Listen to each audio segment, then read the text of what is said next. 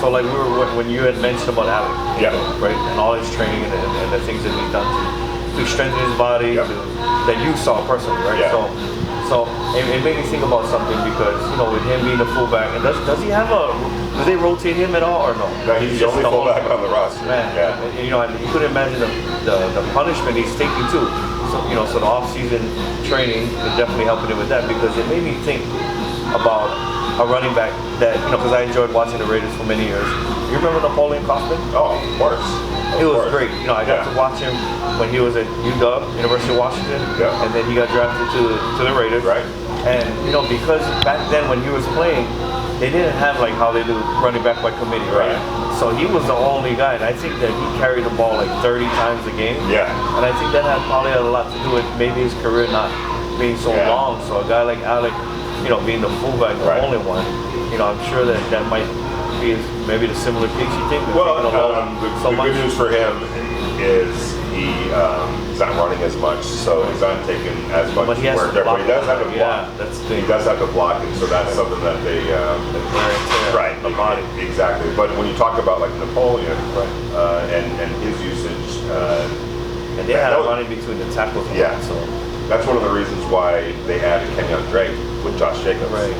And in fact, that's what I mean. To have a 1-2 punch. Right. And I think that running backs are starting to understand, like everyone wants the ball man, right? I mean, you're proud, you have pride, you want to be the guy, but I think running backs are also understanding there's a longevity aspect to this, and especially now with the 17th game, that's a huge difference.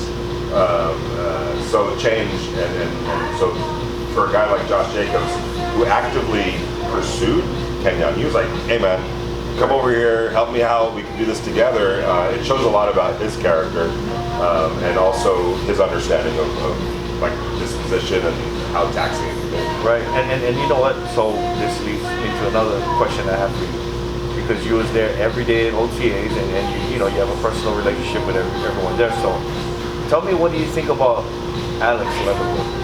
And it's good because we talked about the running backs and now he got somebody up front, which I'm pretty excited about. I've seen some tape on him, talked to some of the people that's involved, with the team and whatnot, and listening to you tell me. So tell me, because you can tell me things that only you know. You've been there. An interesting story about that. If you remember on draft night, a lot of people felt like the Raiders reached for Alex Leatherwood. It felt like there were other tackles that were better. But there's a pretty big backstory with Alex Leatherwood and the Raiders that shows why they were on this guy for a long time. And I'm not just talking about through last year's draft process, but years. And I had lunch yesterday with our good friend Lincoln Kennedy, who is my co-host with the radio show, and he was telling me how a few years ago, Tom Cable, the Raiders' offensive line coach, they talk a lot, and he respects Lincoln. Lincoln was one of the best to ever do it. And he's like, hey man, I want you to go watch this kid at Alabama, Alex Leatherwood. And I think at that time, it was his freshman year, and he was playing guard because they needed him at guard. And first of all, to start at guard as a freshman at Alabama. Right. Wasn't it the national championship? That was the national championship. Yeah, that's right. When he first stepped in, the Raiders were kind of thinking about, this young prospect even back then. And that's that's good scouting, good coaching. And so Lincoln started keying in on him and fell in love with him. Not just especially when he moved to guard for the tackle. Now, granted, Alex played left tackle out of necessity at Alabama, but he's more of a right tackle. Why do you say that? What do you think that is? He's a very athletic, very smart, and can get to spots. And in the Raiders' zone run game, you have to get to the second level. You have to get to the second level quickly and be able to do what you need to do, block somebody off over at that point. He's not the best maybe in space, but that's okay because he's not playing left tackle. Left tackle is more of a guy that plays in space. So this notion that they reach for him or they put so much work into him, scouting wise, that they were worried that he might not even be there when they drafted. That's how much they wanted him. Yeah, they were expecting him. Wasn't he one of the the top linemen? So he was, and I think what happened was he struggled a little bit at the Senior Bowl, and I think at that point he was still playing left tackle. Okay. And the thing with the Senior Bowl is sometimes there's guys that are not like those first round picks necessarily that are trying to make a name for themselves. And I'm not saying that Alex didn't work hard or anything like that, but some guys just this is their moment. They understand that that's my chance. Right? Yeah. So empty my tank. Right. So that hurt his draft status, I guess, a little bit. But the Raiders got who they wanted to, and I can assure you, Lincoln, who knows, and you know Lincoln, okay? He doesn't sugarcoat anything. Yeah. He's as honest and blunt as they come. If he doesn't, he knows. You know what I mean? Yeah, exactly. He knows the game. Right. Knows, right. If he doesn't think you're good, he's going to let you say so. But he loves Alex Leatherwood. Did he get to meet him? He did get to meet him. Told me a funny story about how at the facility in talk about Lincoln, right? Lincoln. Okay, Lincoln meeting Alex Leatherwood. Lincoln meeting Alex Leatherwood at the facility in Henderson. Oh, okay. And Lincoln just happened to arrive as John Gruden and Alex Leatherwood are walking through the lobby or whatever, and John Gruden says to Alex Leatherwood, "This is who I want you to be. This is who I want you to replay. Like, this is the guy." And the way Lincoln told it, it seemed like Alex thought that Lincoln was still a player, so he was almost like apologetic, like he was gonna literally take his job. Yeah. Sorry, man, I'm gonna force you to retirement. And Lincoln was like, "No, man, I'm good." So, but what Lincoln told me was super smart, super personable, really great sense of humor, and those offensive linemen, they're on the next level thinking wise. That's why I always after a game, of course you're going to talk to the quarterback. Of course you're going to talk to the guy that made this big play offensively or defensively. But if you want the real story, you go to the offensive linemen. Oh yeah. They know the game inside and out. They're articulate, and they're usually really honest. They are. Offensive linemen are smart, man. And you have to be. Yeah, I know a few actually, but I know one. My best friend, but when I talk to him, man, he shares with me the game. And I'm like, wow, just listening to him and tell me certain things, I'm like, I do. I really respect offensive line. I got a funny story about it. I love offensive line coaches too. Tom Cable is one of the best in the business. But I was talking to an offensive line coach who basically broke it down like this: either you're making the block or you're not making the block. And if you make a certain percentages of the blocks in the game, you're helping us win. And if you make below that, you're contributing to us losing. You're becoming a liability. And so that's how he expresses it to his players. So you're either making the block or you're not making the block. So I said to him, I go, okay, but is there like any kind of a grading curve? If 1 week you're playing Aaron Donald and another week you're playing some undrafted free agent, and he's like, "Vinny, make the effing block, or you don't." It doesn't matter. We don't care who the guy is. Nameless. Make the effing block, or you don't. I was like, that's an offensive line. Yeah.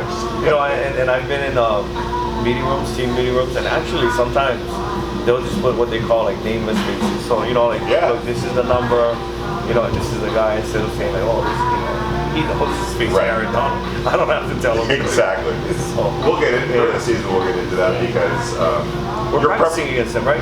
Oh yeah. The Raiders are practicing. Sorry. No worries. So it's gonna be good. It's gonna be a good look for especially for that young offensive line. It is a new offensive line, new center, Andre James, Alex Leatherwood is new starter at tackle. We'll see what happens at right guard. John Simpson, Denzel Good, who knows, maybe even Nick Martin.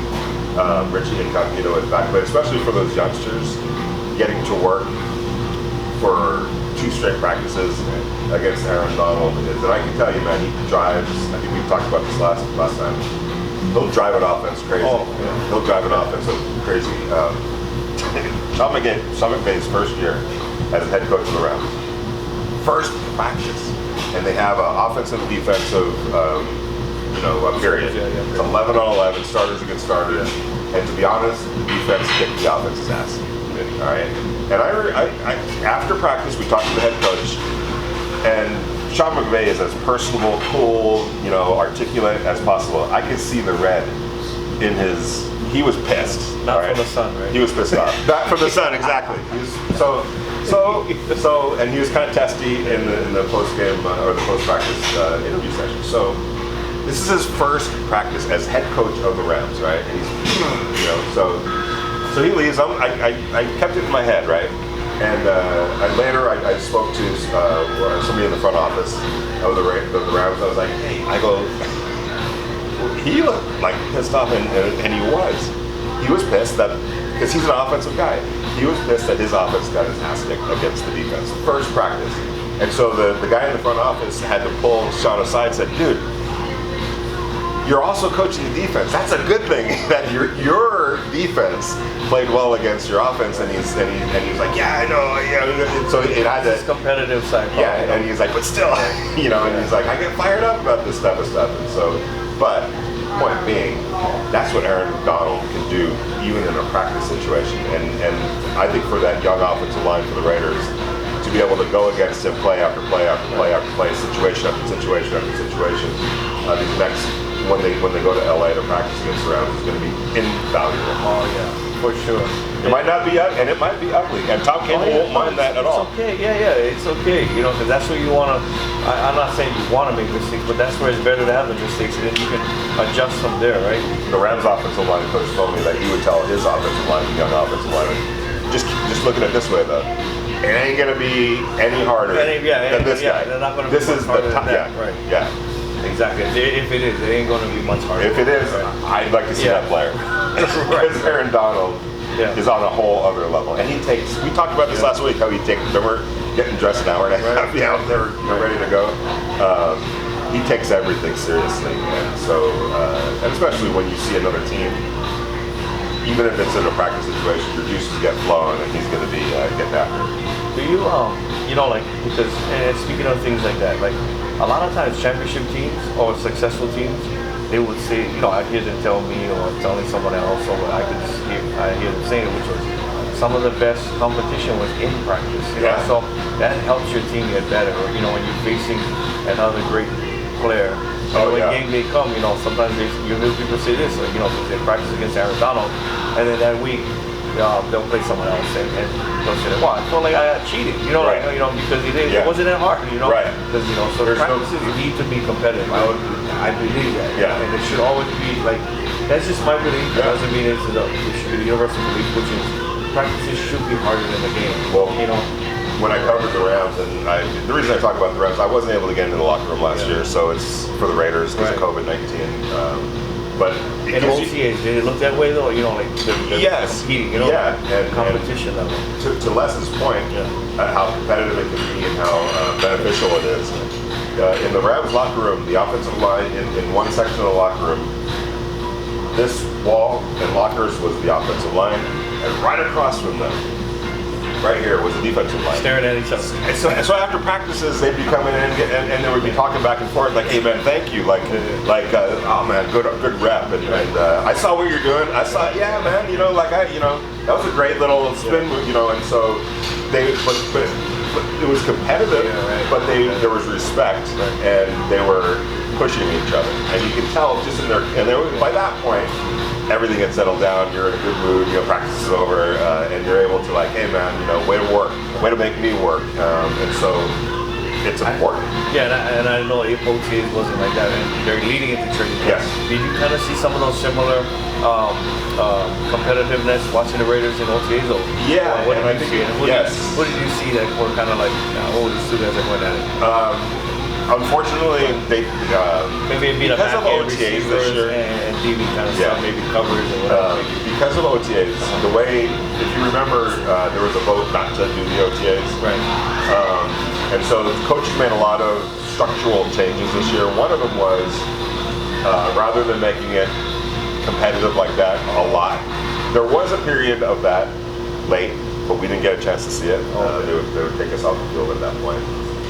But prior to that, it was a lot more instructional, and they were, Was it more for the individuals? Yeah, they had individuals. So defensive linemen working against defensive linemen or against the backs. Wide receivers, quarterback, tight ends, quarterback, running backs, quarterback, all of that. And then eventually they went on did some 11 on 11, but not as much as they have in the past. Which is why training camp. I'm so excited. That's where, and I can say that it gets competitive, especially on. And Les will know this. When you start working on one-on-one coverage by the end zone, like cornerback, wide receiver, it gets freaking. Yeah, they get after it. The cornerback doesn't want to give up a touchdown. The wide receiver wants to. The quarterback wants to throw it, and they get after it. And it really pushes guys. That's a couple of years ago. That was the first time I really got to look at Cooper Kupp. And he put on a clinic, man. Put on a clinic. It was early in training camp. He put on a clinic. In that, he was just losing guys. Good cornerbacks, like just wide open, you know. And even the cornerbacks were like, dude, you're good, man. You're gonna be okay. So like, they got pissed at first, but they're like, this dude can play right here. And that's sometimes you'll start seeing that, like. Going out of Clemson, right? Cooper Kupp, Eastern Washington. Eastern Washington, who grew up in the state of Washington, did not get recruited by Pac-12 schools because he was not big enough, too slow. Go look at his stats. When Eastern Washington played Oregon State, Washington went off because he was like, and Cooper Kupp's one of the nicest guys you're ever gonna meet, but he was like, I'm gonna, yeah. Those are the schools that didn't recruit me. I'm gonna make them pay. And like he had some 167-yard, 11-catch games. Good for him. Yeah, and he's been tremendous. Do you keep in touch with him still, or? Sometimes, like on social media. I honestly can't wait to go see a lot of those guys when the Raiders go up to practice in Thousand Oaks. I see a bunch of the old friends, but I think like a guy like Hunter Renfrow kind of profiles a little bit like that. I think Cooper's just probably a better overall player. But Hunter Renfrow is that kind of a guy, and the Raiders really need like a Henry Ruggs to start stretching it a little bit. Yeah, and refining some of those, getting off the line of scrimmage, beating press coverage. Yeah, a lot of that is. What else did you see in the receiver core that group that Brian Edwards stood out? That said, I thought Brian Edwards all right. Good. I like Willie Snead. And John Brown. The depth is really good for the Raiders this You year. think you're gonna keep a lot of them, or Yeah, I mean, if I'm looking at the wide process, start getting cut down. Right. You know? I'd go Henry Ruggs, Hunter Renfrow, Brian Edwards, John Brown, Willie Snead. Who am I missing? Brian Edwards. I mentioned Brian Edwards. I think you did already. Yeah, Zay Jones. So I think you probably keep six wide receivers, 5 or 6 wide receivers. Yeah. How many did they have in OTAs? Oh man, they had a good. I mean, you have 90 players out there, so they probably had 10, 11 wide receivers out there. So there'll be some guys that make the practice squad, obviously, and that's an important part of all this. Because you had mentioned the last time we had spoken that they were looking at probably doing like 23 personnel, right? 23 personnel. I'm excited for that. I love teams that just really, Well, John Gruden, he likes to beef it up and get after it, but he's also very, very creative too. So that